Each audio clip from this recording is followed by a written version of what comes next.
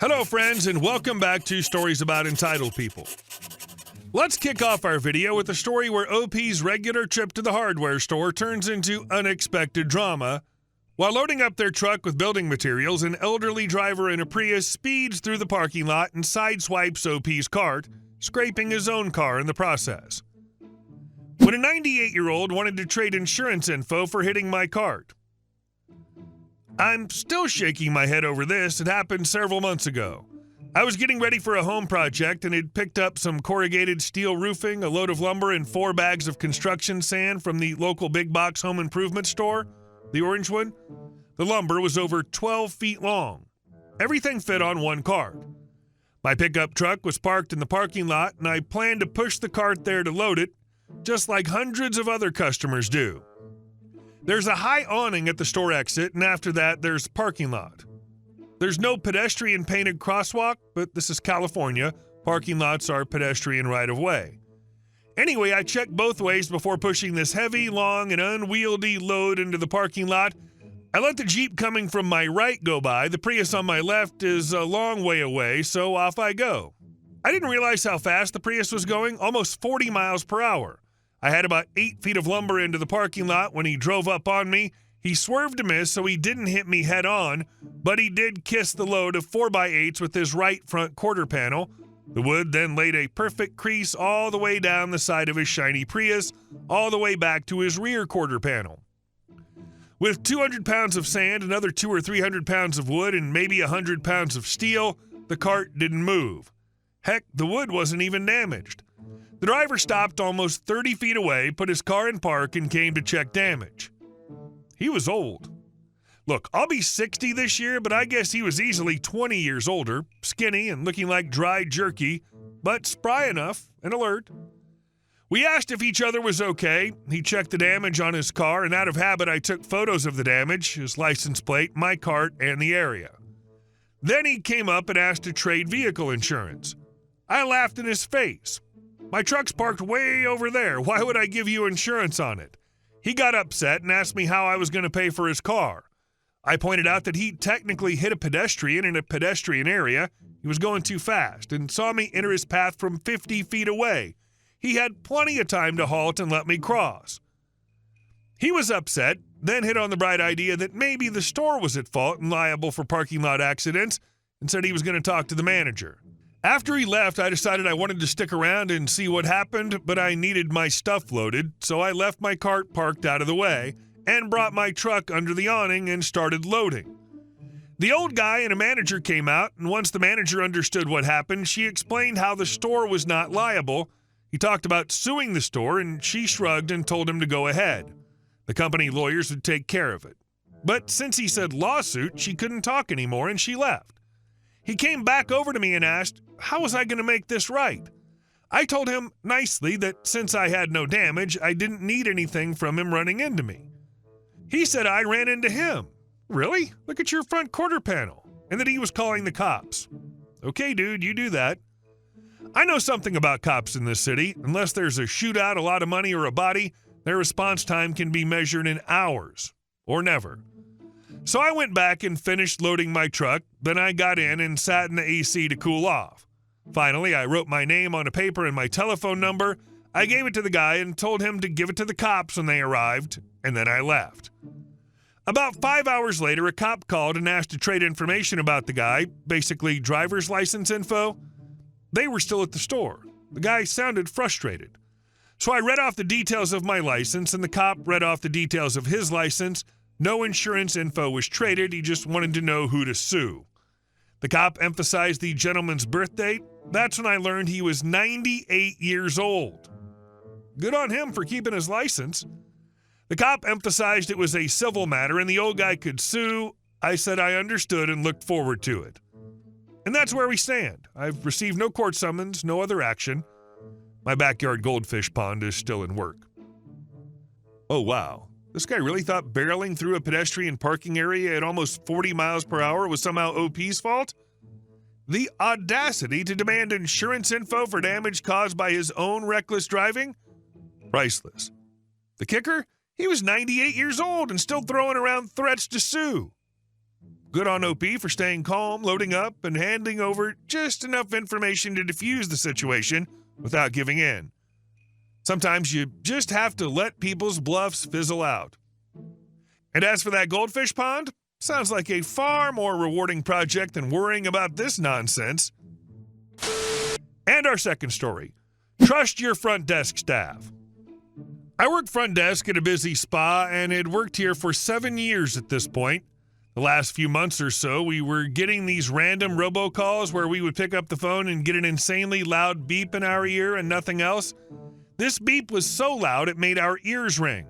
We couldn't block the number since the number always changed, but we at least had caller display, and these specific robocalls always had a long number that started with an R. We'd get about 10 a day for a few days in a row, then nothing for a month or so. When the phone would ring, we'd wait a second for caller display to come up, and if we saw the robo number, we'd pick up, then immediately hang up. One of the owners saw us do this. I 100% realize how it looks, but we explained to her what was going on and why we were doing it, phrasing it as freeing up the phone lines for actual clients. She replied that she understood, but that we should never just hang up the phone without checking in case it was ever a client, regardless of the caller display. I was decently annoyed by this. This is the third spa I worked in, and I thought she trusted us more than to risk just insta-hanging up on a client, but whatever. She signs my paychecks. Fast forward just a couple hours. I was by myself on the desk and on another call when the other line started ringing. The owner was also at the desk and looked at me to see if I wanted her to answer it. I looked at the caller display, saw it was robocaller, and told her, yes, please. Could I have told her it was the robocaller? Absolutely. However, I had specifically been told we always answer the phone just in case, so telling her it was the robocaller should not have mattered. Just doing my job and earning that signature on my paycheck. The owner picks up the phone and says, thank you for call, before yanking the phone away from her ear and cringing as we all hear the loudest, most obnoxious beep coming from the receiver. She slams the phone down and looks at it like it slapped her and called her mommy. She turns and looks at me, says, geez, that was loud, while I just slowly nodded in response. She walked away, shaking her head and rubbing her ear. A little later in the evening, I was doing the closing paperwork and she was standing at the desk waiting for a client. The phone rang, checked the caller display, robocaller. She looked at me, I looked at her, I picked it up and immediately hung up. She just nodded slowly and went back to her phone. Occasionally to this day, she and the other owner forget to check the caller ID and get a rude reminder of why we check caller ID. Oh man, this is perfection. OP played this one like a true professional, letting the owner experience firsthand just how obnoxious those robocalls were. That beep was the ultimate I told you so, but without OP needing to say a single word. Honestly, there's no better way to handle someone doubting your judgment than letting them see or hear the problem themselves. That slow nod of understanding when OP casually hung up the next robocall, it's the kind of silent acknowledgement that screams, lesson learned. Sometimes the only way to fix ignorance is through experience. And our last story. False report backfire when the neighbor called the cops over nothing. I've been living in my neighborhood for a few years now, and while most of my neighbors are friendly, there's one who consistently makes life difficult. Let's call her Karen. There have been numerous instances where she's tried to create problems for me, but I usually try to rise above it. Early this morning, around 6:30 a.m., my friend stopped by on his way to work to repay me a small loan I'd given him for car repairs. He parked across the street in front of Karen's house, which is public parking. We sat on my front steps, chatting for a few minutes. Suddenly, a police car pulled up. Karen emerged from her house and began talking animatedly to the officer. Shortly after, another police car arrived, and one of the officers approached us. "Good morning," the officer said. "We've received a report that this car has been parked here for over 24 hours, violating the local parking ordinance." I was a bit surprised, but remained calm. "Officer, my friend just arrived a few minutes ago," I explained. "He's on his way to work and stopped by to see me. You can feel the hood of his car. It's still warm from driving over here." The officer nodded and walked over to the car, placing his hand near the hood. "It does seem warm," he acknowledged. At that moment, Karen marched over, demanding that they ticket and tow the car. The officer turned to her and said firmly, "Ma'am, we've determined that the vehicle has not been here for 24 hours. It's legally parked. Please refrain from making false reports. Frustrated, Karen stormed back into her house. The officers apologized for the inconvenience. I'm sorry for the trouble, the first officer said. We have to respond when we receive a complaint. I understand, I replied. Thank you for checking it out. They wished us a good day and left. My friend, slightly shaken by the encounter, decided to head to work. Sorry about that, he said. Don't worry about it, I assured him. Drive safe. Couple of days later, I noticed that Karen's car was parked in front of my house and hadn't moved. Remembering the local ordinance about not leaving a car parked in the same spot for over 24 hours, I decided to keep an eye on it. Sure enough, after 48 hours, the car was still there. Feeling a bit fed up with her antics, I decided to take a page out of her book. I called the non-emergency police line. Hi, I'd like to report a vehicle that's been parked in front of my house for over 48 hours without moving, I said. I gave them the details of the car and its location.